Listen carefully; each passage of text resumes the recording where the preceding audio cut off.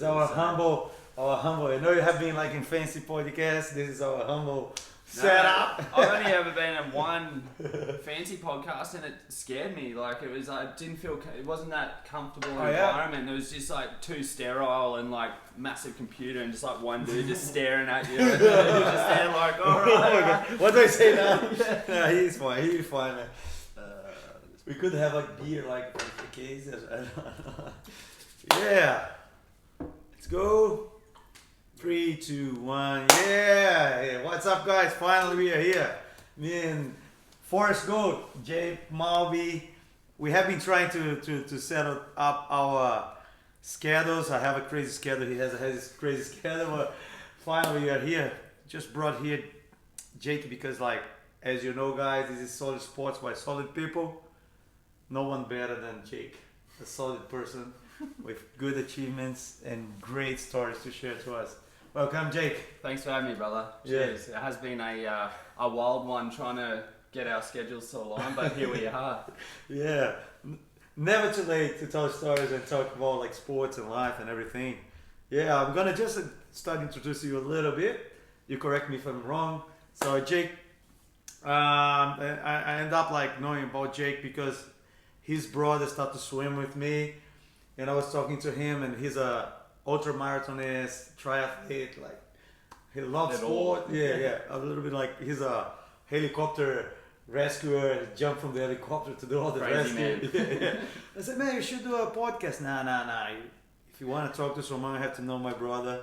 I'm gonna give you his number, and then we start to how do I say that, to have a crush. So yeah, let's go, man, let's do it. And then Jake came here, like Jake, he had like some stories in the past that he was a little bit like losing the purpose and trying to figure it out. And then his brother pretty much bring him to the sports side, and the sports side changed your life. It did. Come on, tell us this story. It's amazing, man. Yeah, well, it started with a few life adversities, I guess you can say. I was in a pretty dark place. And my brother, he's been a long distance runner for many of moons now.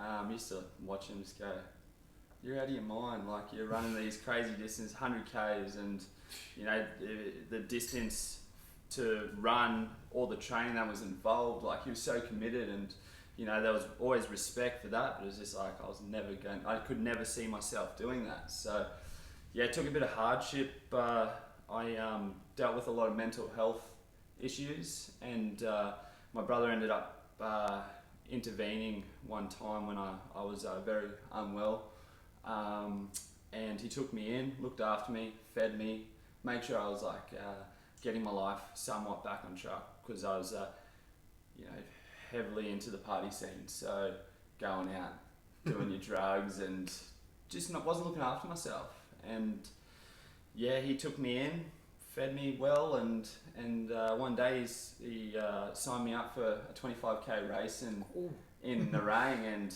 he said, you can walk, you can run, you can crawl, just go out, have fun. It's not a race, it's just, something to work for.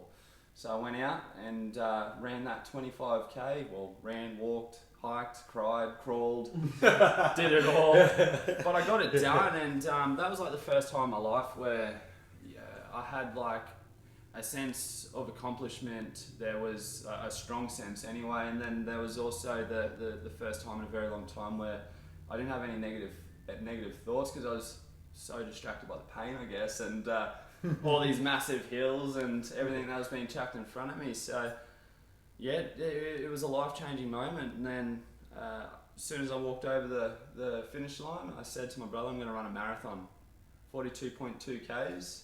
And he said, perfect, I'm going up to run the Great Barrier Reef Marathon next month. Let's get you signed up, and you can come on the plane over to North Queensland and give that a crack. So it was that marathon, so didn't just jump into it like 25k, did a bit of training and got myself somewhat sorted in that month sort of interim, and did that. It took me 5 hours and 53 minutes, I think it was. So it wasn't the time it was the fact that I looked down and I was like, these legs took me 42.2 Ks. Like, what next? A month later, signed up for a 50K. And then from then, it's just been 50 miles, 100 Ks. But they're all like the races and stuff, and I knew there was more to me, more to give. I had a story to share. So I was brainstorming a few ideas, 2018 of December, and I come up with the idea in August 2019, which was 2016 August was the hardest year of my life. Like, I wasn't in a good place at all. So I wanted to put it on a day that meant a lot, a month that meant a lot to me as well. So then, you know, when I was hurt and I could push through all that. So yeah, I decided to do a charity fundraiser and see how far I could push myself. Like, I'd been running sort of a bit over 2 years at that point. So yeah, 31 marathons, 31 days, 42.2K every day. It was 298, I think, Ks per week, and it was 293 Ks per, and then it was 1,308 kilometers for the whole month. And yeah, I ended up achieving that goal and raising a heap of funds, but more importantly, raising awareness for mental health, and that was the whole reason why I started running. So it seemed very fitting, the charity that I was going to choose. As well as the charity I chose was Living. They're a Gold Coast charity, suicide prevention. They go around and do like early intervention programs and teach people how to be able to talk about emotions and feelings to, you know, combat the stigma against suicide. And they just resonated with me straight away because their quote is, "It ain't weak to speak." And like, if I hadn't have done that, you know, I wouldn't be here, being able to share my story with other people and giving other people hope. And it was remarkable running the 31 marathons, but the thing that just blew me away was the community involvement. Yeah, the commitment. I saw that a lot of people like start to engage and run with you, and at the same time share their stories. And yeah, I heard you saying like that some people do just thanks for bringing me here and to share my story. That's amazing. Hey, and you had 31 days, and how many stories have you listened? Well, that's the thing. Like, there was so many people coming in that it was kind of like we created a safe environment for people to be able to open up and feel they could share their story, and that's what the whole project was about. So I had 31 marathons to do. I had 31 stories that I dedicated each marathon to. So some threw their hand up, lost so Janine, she lost her little boy the year before to suicide.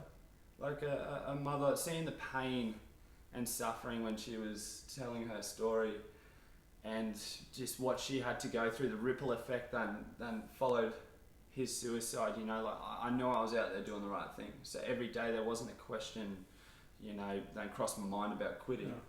Yeah, when you talk about like mainly sports and this type of commitments that you do, like a marathon is already like a hip commitment.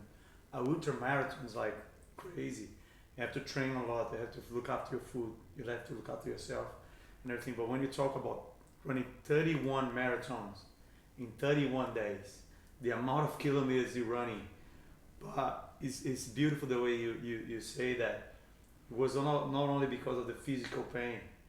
It's only like just all the stories, all the cause, like build up your fuel, your motivation. Fuel. So every day you were waking up, it doesn't matter about the pain. You suffer a lot with the pain during the journey, yeah? Yeah. But that was given. I knew that. Going into that, I knew it was going to hurt. I knew, like, I'd be silly and naive if I didn't think, you know, running one marathon hurts. So, like, but I also knew I had pushed through a lot with my upbringing that, I'm telling everyone out there, the emotional pain and suffering is far greater than any physical pain and suffering I've ever been through. And I've ran 31 marathons. Like, you can tell. Yeah, like, there's people out there, like, that struggle to get up in the morning out of bed because they're suffering from depression. And I guess my upbringing from struggling to get out of bed and taking those first initial steps and knowing that once you get out of the bed and take those initial steps, you're leading yourself to a good day. And like a lot of people, because when you're in a negative mindset, you forget how even getting out of bed is a massive achievement for some. So like every morning I was waking up and I'd throw one leg over, two leg over, and I'm like, I've done this that many times, like I can do it again. And then I'd throw myself up and be like, sweet, I'm set myself up for a good day. I'm up, I'm on my 2 feet, I'm breathing, I'm living, and now I get to run and share my story with the community. And it blew me away by, like, I knew it was going to get a little bit of traction, but day 31 I had like 40 people run the whole marathon with me minimum.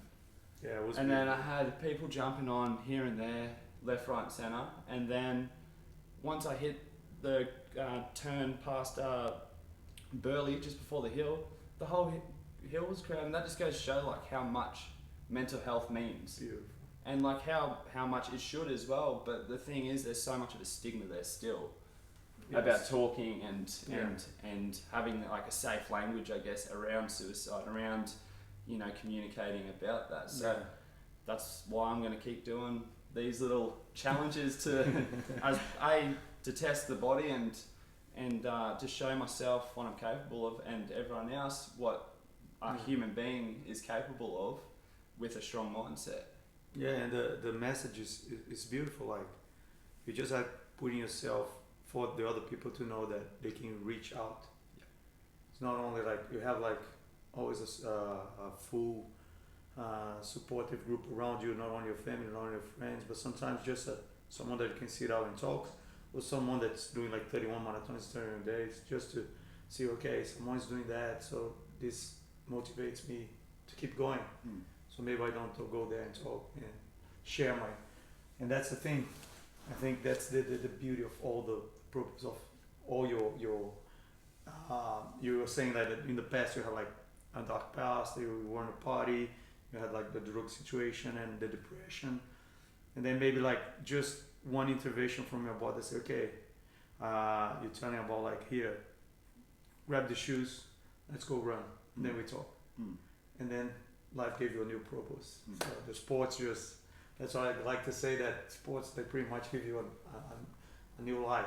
Yeah, they give you a purpose, and once you have purpose in life, you find passion. Once you have passion, you have like this new spark for life. Like, you love your jiu-jitsu and surfing, and that gives you that, when you're out there, nothing else matters. Like, when you're on the mat rolling around, I can guarantee you all you want to do is break your opponent's arm and like get them in the positions to, but you're so focused in that, nothing else will be crossing your mind, because you've got all your undivided attention. And sports is a beautiful thing. Like, it once you start training more, you want to eat healthier, and like your gut's your second head. So once you're eating healthy, your head's going to be healthy, and once they're both working healthy, you know, you're out there training, putting runs on the board, and before you know it, you got consistency, you're eating healthy, and a lot of those insignificant problems in your life, they just, you know, not so much fade away, but either they're easier to deal with because you've got a nice level head, you're eating healthy, you know, you're running. Generally I'm that tired after the weeks I do, then I don't really have time to sort of stress about those little life things anyway. But and it's beautiful. Like during this 31 days challenge, I know I'm asking the question, but I already know the answer because I tried a marathon before and I not even finished one. When I hit the wall on the 30K, I said, never gonna do that again. So I'm just asking this, it's just like a personal experience. Did you pass through your mind, like during the 31 days, okay, man, I cannot do that anymore? Well, so I didn't take any pain relief until day 21. So day 3, I had sciatica. So that's pretty much, I was getting a shooting pain from my hip flexor down to my little toe on every foot placement on my left leg. So every time my left leg was standing down, I get that jolt of pain. Jesus. And that was all the way to the end. But I didn't take pain relief till day 21, when I say pain relief, I took Panadol Extra on the run. I had practitioners and everything working on me on the daily. I was using Freedom Float. Like I had P3 recovery pull. Like I was very, very well looked after. Very well looked after and that sort of thing. I had Kai Duncan from Salty Bucks. He was, you know, doing all my manual therapy, as well as I had Ree from Being GC doing acupuncture. So like I had good management there. So and also I wanted to feel every step. Like every step I was taking, I knew, and I was out there, I knew that was taking the pain and suffering away from someone. So I wanted to feel that. That's it. So That's day beautiful. 27, I woke up. It was one of the few days, I think there was 3 days, and I didn't have anyone to run for. Like I didn't fill up those spots. Day 27, day 29. So day 27, I woke up, real negative headspace. Real negative, like just, it was the one and only time that I wasn't able, like I took my one leg over and I went, boost. I'm like, oh, this is going to suck today. Like everything was just negative. Next leg, oh, far out. Alright. I ended up getting like maybe 10k in and turned into my little cousin, Cal Rankin. He did 7 marathons with me, was just my like big supporter, always did run. Turned around and said, I can't do this anymore. And he said, like, fuck, man, you're day 27, like, you're doing it. And I'm like, dude, I'm broke. And he's like, it's day 27, Jake. But one of my biggest things as well, I started counting backwards. So that whole time, I had, I guess you can say, I was doing one day at a time. So every marathon, I just did that marathon, and I'm like, sweet, no worries. I just got to run one more marathon tomorrow. Next day, I've got to run one more marathon. By the time I started getting a week out, I started counting backwards. So 7 marathons, 6 marathons. If anyone out there has done a marathon, it's a big ask, you know. And once you start seeing, you know, 7, far out, like even though I've done however many before, it still was hard to break that down. So day 27, I wanted to quit. But my brother, he got me into running, so he had to come and share some Ks with me. Definitely, he come and ran the last 3 marathons with me, and it broke him, which was really good to see because he broke me for many of years before that. That's good. That's the payback. So I also had that to look forward to. So like once I got to, so I ended up doing that. Did day 28. That wasn't too bad. I had a decent support. Woke up a lot more fresh. I went to Freedom Float. Was in a sound deprivation tank, floating and nothing, just going, I need to clear my head. So then by the time Ben come, I only had 3 marathons to go, and as if my brother's going to let me, you know, pull the pin. So there was only that one time, but because my body was pretty banged up from the start. Like I was covered in kinesiology tape, like pretty much from my hips all the way down to my ankles, like just holding me together. And it didn't cross my mind, but yeah, just that the one day the head wasn't strong, the wheels come off the bus. Yeah. And that just goes to show how strong the old ticker is up there. If that's not strong, well, you know, as you would know, like if you're in a bad, I'm sure this is probably spin it in your terms. Like I'm sure if you weren't in the right headspace and someone put you in a move that, you know, was hurting, normally you'd be able to sustain it for a lot longer, but because you're not in that right headspace, you're probably just going to tap, you're just like, oh, whatever, just tap that out, you know. So the old ticker. Yeah, I have been working with swimmers and triathletes for a while as a coach, and I have been working a lot with the psychology part of it. It's really important. It's more important than sometimes the training is a little bit harder than the days. Yeah. How did you prepare yourself for the 31 marathons? Yeah, so I have Squad Run. They're like a New Zealand-based training company. Kerry Suter, like very, very high coach, like very high up there coach. And I sort of went to him with the idea, and he said, look, mate, I can't really make you a training program as per se, but he's like, I'll mentor you. So what I did was I designed my training program as like a load phasing block. So what I did was I started off running sort of 5-6 days a week, doing 50Ks, which that's for me when I was sort of sitting on about 110Ks per week. So I brought it back, but just made that consistency and then building up the foundation. Yeah, exactly. Building that the base to be able to do it, and then by the sort of end of it, I was sitting on about 180 k's, but I was doing like back-to-back marathons on the weekend, and there was a little thing that I said if I raised $2,000, I'd run a half marathon every day for 7 days. I'd record it, and I was doing split shifts at work. Like I do crazy hours with work. Yeah. So then I was doing all this running and training, and then doing night shift, and then having a couple hours sleep, and then going back, and then I'd be doing some content, creating some content, and then putting it out there. And you know, it was just like, now I actually look back and I've got so much respect for myself to, I don't know how I managed to put everything in, but I did because I wanted to. And sometimes it's harder than running the 31 marathon. Oh, for sure. But that was the thing as well. There was so many nights that I lost socialising, like going out for dinners and stuff, because I was putting my feet to the footpath. I was focused, and a lot of the times with races, like you do a solid training block to do a race, you get to the start line, and all you want to do, all you're focusing on is that finishing line. But it's like you need to appreciate that whole journey that got you to the start line. So I was able to do that with August.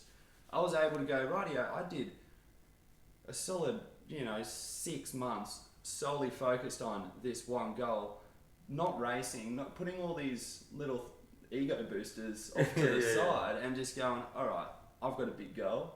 I know what I have to do to achieve it, and it means that I've got to focus. I've got to put all my time and energy into this, as well as have an income to be able. Like, I'm not a professional runner, so still got to go out and make your buck to be able to put the roof over your head, pay your bills, and it's just it all just fell in really, really, really good. Like my training, At the end of the day, everything started to work good together. Yeah, it's all molding. Support, people start to come. And that's it. It wasn't just me.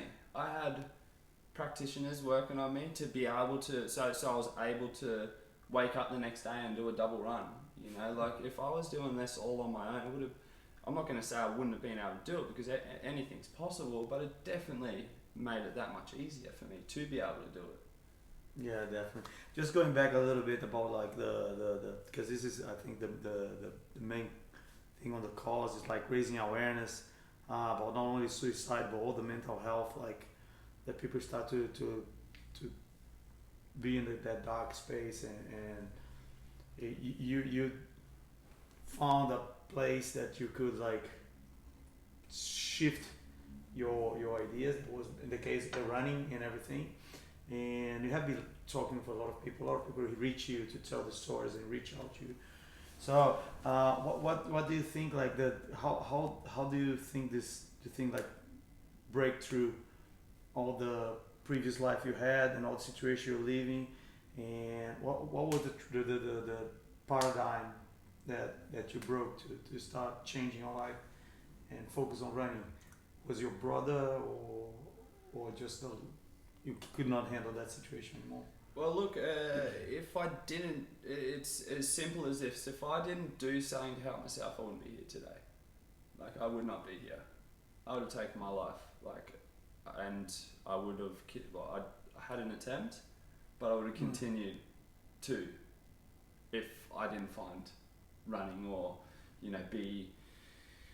running is, it doesn't just have to be running. Like, I've got mates and professional photographers. They'll go out and dedicate all their time and taking photos. I've got tattoo artists, and they will sit there and draw and dedicate all their time and energy and focus into drawing pictures. So it doesn't have to be running to help with mental health. You just need to have purpose, and finding that it doesn't have to be one thing. Like, I love my surfing too. Like, I love pretty much any sports, but like running gives me that outlet where I can focus all my energy and time and thoughts into that, so I'm not having ruminating thoughts about silly things. Like, we're all human, we're all going to have them, but it's how it's if we let them take control of us and override us, where some days are easier than others. Like, I still struggle. Like, I'm now being diagnosed with bipolar, which is a chronic mental illness, but it's never going to be curable, but it is manageable. Exactly. And the way I manage is eating healthy, having good relationships, you know, not focusing too much on one thing, which I've had to learn now. So now I don't just focus all my time and energy on my running. I have my little escapes and outlets as well, where, you know, when I was doing this marathons, I was undiagnosed with bipolar, so I had just every focus on that, which was fine at the time. But then after August, I had to not be able to as run as much, and I've come from this complete high to nothing. I slipped into a bad place, like a real bad place. And that happens a lot with different, not only athletes, artists, everybody. You like focus in one project or two or whatever, and then you accomplish the project. Okay, what's now? So then, and then you have to try to, and that's why they say like you have like so many other things in life that's important, not only like big achievements. But like you say, like just like we just like looking to the sunset. Oh my gosh, what a beautiful day! This kind of small stuff that you can sum and make different in life. That's the beauty of everything.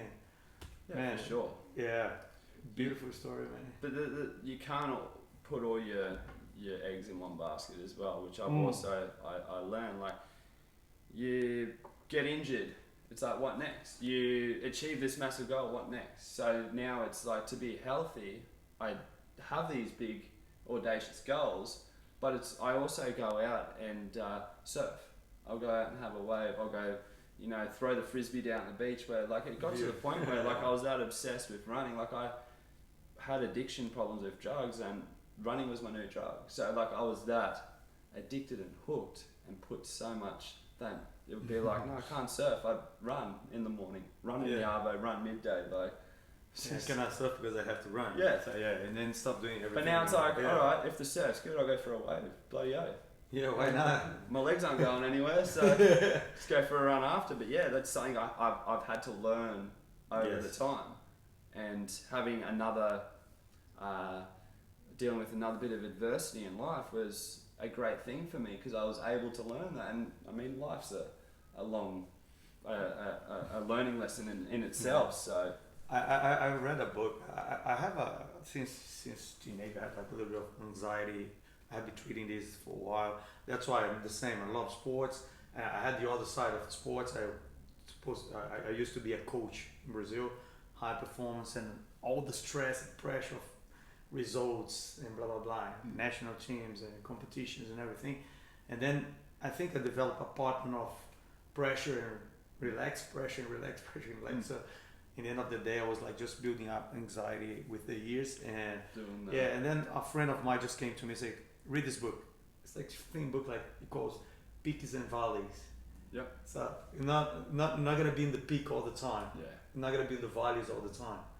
Just make sure when you're in the valleys, try to get back to the peak as fast as possible. And or just remember that you have been in the peak before, then you can get back there again as well. Like, you're not gonna stay on the valley forever. No, and you're not gonna stay at the top forever too, because that'd just be silly. You want to once you get to the top, you want to go past there anyway. So it's balancing it all out. And life is like this, And now you're not only a runner, you not only have your goals, your surf, your life, your girlfriend, your dog, beautiful dog.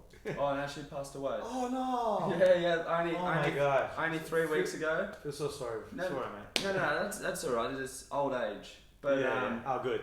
Yeah, she was a massive part of my life. But you're gonna find another partner for sure. Not like her, because we had 2 dogs that carry on the whole life since me and my wife got married and everything. When they pass away, we were talking about this now, like having another dog, and I said, okay, maybe that's the time. We have 3 kids, so once the time comes, like I 3 will. 3 marathons every day. I'm joking, but that's the thing. Like about what I'm saying is like when you have all of this other stuff, now you also like a kind of ambassador of the mental health. I can bet that a lot of people like relying on you, like trying to get in touch with you just to, okay, you are the guy for living, you are the forest goat. The runner, the living runner. Can you help me out? How is this life now as an ambassador of living it's really rewarding. Like even going back to the marathons, it was day 2. I had a bloke come to me, and it was a decent sized group, and he said, first of all, he said, what I'm going to tell you guys, I've never actually even told my own family. So even that in itself, I was like, whoa. And then he said to me that because he's seen my story and what I was doing with running, he started doing it. It saved his marriage. And just like those rewarding stories you get back, and that's more than any paycheck I've ever received in my life. Like having someone come up to you and just be like, thank you so much for what you're doing. I haven't been able to do this, but now I'm doing this, and it's just like, that's perfect. Like that's what I wanted to do. I wanted to break down that male masculinity. Like, yeah, I've got tattoos and beard and your typical blokey bloke and work in the trade environment, but I'm also breaking down the male masculinity and showing that we can show vulnerability, show feelings, show emotions, and show being a human being is what we are. Yeah, that's it. That's the beauty of the story. Like, what you have like new plans for now? You were telling me that you're gonna do like in August you're gonna do the half marathon on Saturday and the full marathon on Sunday. But I have been reading about like you have some big projects in your mind. Yeah, like running from here to Sydney. Yeah, Sydney. That's what. Sydney back to here, because once I get to Sydney, I want sort of all my projects to finish around Burleigh, so it has that. Oh yeah, sort the of border here, yeah. So July, I'm running for Living, because Living's now one of the main charity partnerships with the Gold Coast Marathon. So I am running as like Living's ambassador. I'm doing the half marathon because of COVID, of course. They've had to separate the half marathon and the marathon. So the half marathon's on the Saturday and the marathon's on the Sunday. So I'm going to run both of them. And then August, me and my best mate Brad Glover, he's jumping on this project as well, because during my marathons he helped me out a lot. Like he's pretty much like a brother. Like he is a brother, and he helped me out a lot. Where he'd come over and even just, because like I was on my own doing those marathons, I just had my pug at the time and just did it like that sort of stuff on my own. So he would come over and hang out with me. And after August, he was like always by my side, like even when I was in a bad place. So this next project moving forward, which is going to be end of August, we're running 24 hours straight up and down the same course I ran the marathons on. So start at Pirate Park, run down to Main Beach Surf Club, turn around, come back for 24 hours straight. End of August. Yeah, end of August. It's the last Saturday of August. Yeah. August is like you have like something in August there. Yeah, that's my little special spot. And then the year after or the year after that, still in a bit of limbo. I'm going to be running from Sydney Opera House to Burleigh Hill, which is about 850 k's. I want to do it in about 7 or 8 days, so about 120k a day. It is 120 days. Yeah, okay. Oh my gosh, 120k a day. Yeah. So, and then my grand plan, my big project, what I'm working all this through towards is I want to run around Australia. But as I'm going around Australia, I want to be able to share my story and lecturers. Yeah, it's beautiful, man. Promote mental health and show the beautiful country how living. Like how useful living is for our community. Like living is sculpting our young as well. They go around to schools and do their Living Well program, and I wish I had something like that when I was 13 years ago when I was at school. Maybe nowadays with all this just changes and everything, like we're having like with coronavirus, economy blowing up, imploding the economy system we have nowadays, like this transition from teenager to adult life is like pretty rough for a lot of people, and definitely like that's why living is like you have such an important role on raising awareness. Not only people tend to, that's something that I have been talking about for a long time. People start to try to remediate. So when something terrible happens, then when you're gonna look for help. While like if you've been treating since the beginning, and people just like feel safe and know that there is a support team around that you can reach, That's the beauty of everything that living Support are doing, networks. you are doing. Yeah, that's the way. So you talk about living and everything. Do you have another type of support like psychologists, psychiatrists behind? Yes, I go see a psychiatrist regularly.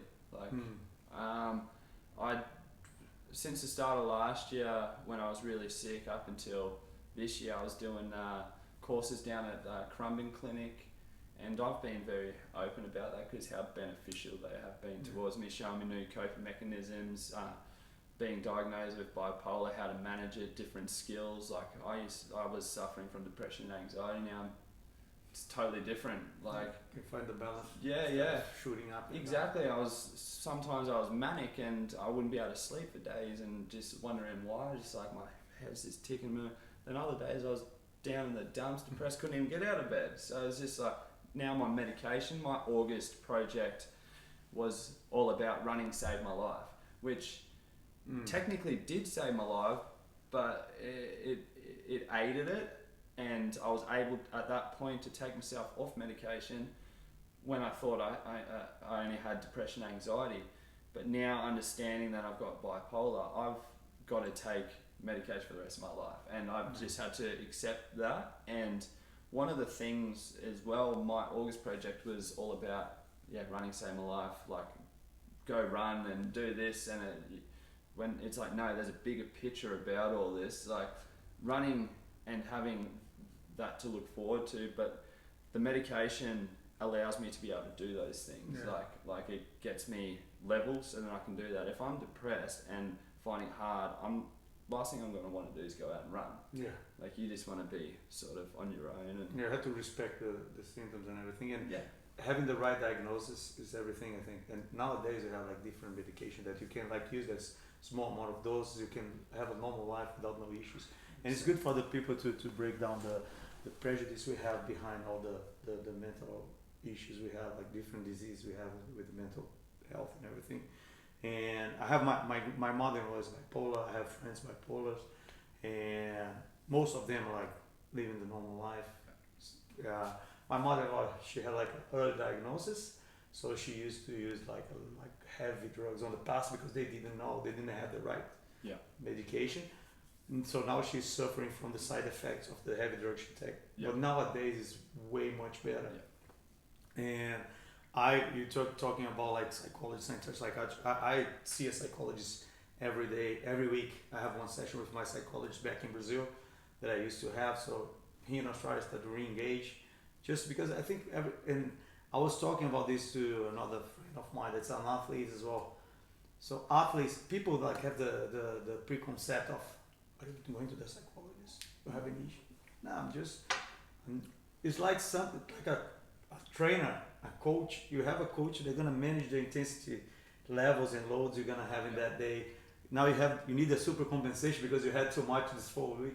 It's about that. And a lot of people as well, like they think these support networks are only there when you're in a bad place. But it's like, why would you let yourself get into a bad place when you can jump onto it early and just have your regular checkups, and before you know it, you've already done early intervention before it got to that bad place. Like you're going to see a psychologist regularly, you're able to talk about things that are happening regularly, so therefore you can jump on the issue, the things before they become issues. Yeah. And like a lot of people, I guess, have such a negative mindset that you can only use psychologists and psychiatrists when you're not well. Yeah. And it's like like you said, they're like a life coach. Yeah. They're Exactly. so smart, and you can say, I'm feeling like this, and then they'll give you, all right, so maybe let's tweak this and try this, and see how that goes for you. I have been working with sports psychology since 1998 because of the swimming and everything, as a swim coach and all the team I had before. And I was always talking to my athletes. If you are a good athlete, if your physique's perfect, you need a good nutrition. If you have a good nutrition, a good physique, it's not gonna work if it's not good here inside your head. Yeah. You have to find the balance. That's why the beauty of a holistic approach, and not only like physical, mental, and spiritual. Yeah. So talking about everything. So I truly believe on the balance of everything. Yeah. So that's why, and I got to the point I was like denying it in Australia, like going through some problems, and I was denying it. And then my wife started. I said to my wife, "You need to go to physically." And then I said, and then I was like, "I'm fine." And then just building up inside. And then when I saw myself, I couldn't sleep because of the COVID, the dollar. My son's in Brazil. I have family in Brazil with all the COVID, people dying from my family. People, today we saw like a 35-year-old guy died. Another swim coach died yesterday from Belo Horizonte. So it's like Brazil. We live in a different scenario here. We're very lucky to be here now at the moment because we're living in a bubble. Australia doesn't have COVID, not much. New Zealand doesn't have COVID, but out there, the world's wild. So all this scenario and like the uncertainty of the future. And as a coach, I always try to predict the future. Yeah. And then the inside was pineapple, so then I started with my inside. But this is not all about me here. It's more about you and project. But it's about mental health. Yeah, it's about raising up for everybody that's listening. That's why I would like to bring you up here. And if you're listening to this, if you're struggling, you can reach out. Yeah. Reach out to either myself or a trained professional or a family member. Like you don't have to go into the full nitty gritty, but even just saying that you're not feeling okay when someone asks you, are you okay? Just be like, well, no, I'm not really today. You know, like that's the first step, is admitting that you're not feeling all right, and then you can work from if you need to go speak to a trained professional, or if you just need to have a nice conversation with a friend.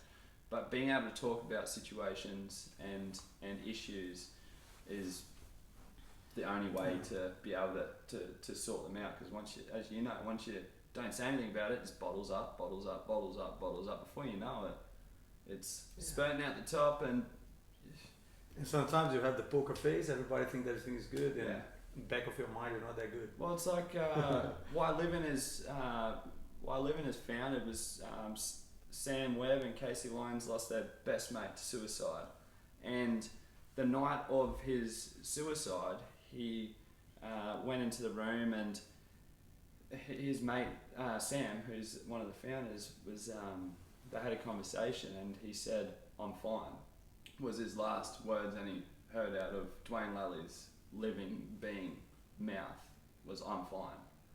And you know, like, there's such harmful words. Like, if you're not fine, just say you're not fine. There's help out there. There's support.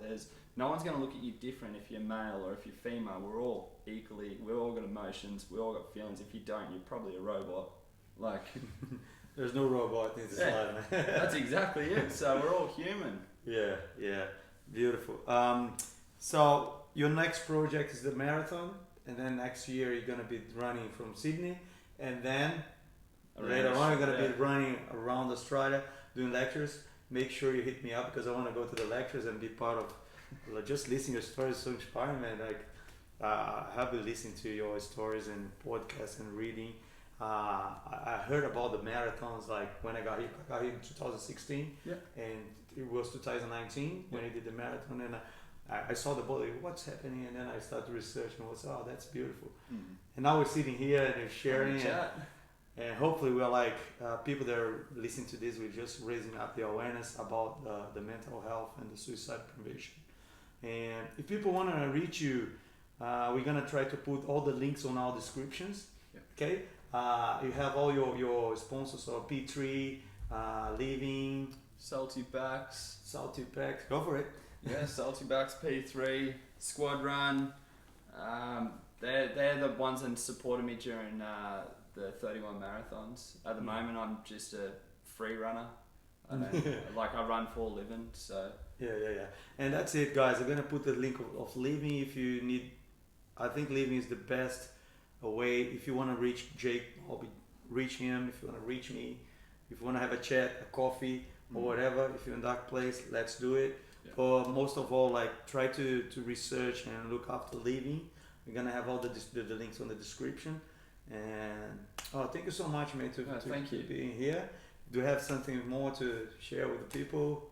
No, just if you're out there in a dark time, just know that it's a hard day or a hard couple of weeks, not a hard life, and there is help out there for you. And it all starts with you wanting to get the help, and we're all in this together. Beautiful. That's it. There's no valley. You're not gonna be in the valley for the rest of the time. That's it. Reach for the peak. Reach for the stars. Yeah, that's it. Man, this was Jake Malby, Forest Goat. Thanks for coming, mate. Thanks, Solid mate. sport by solid people. Thank you, Cheers. mate.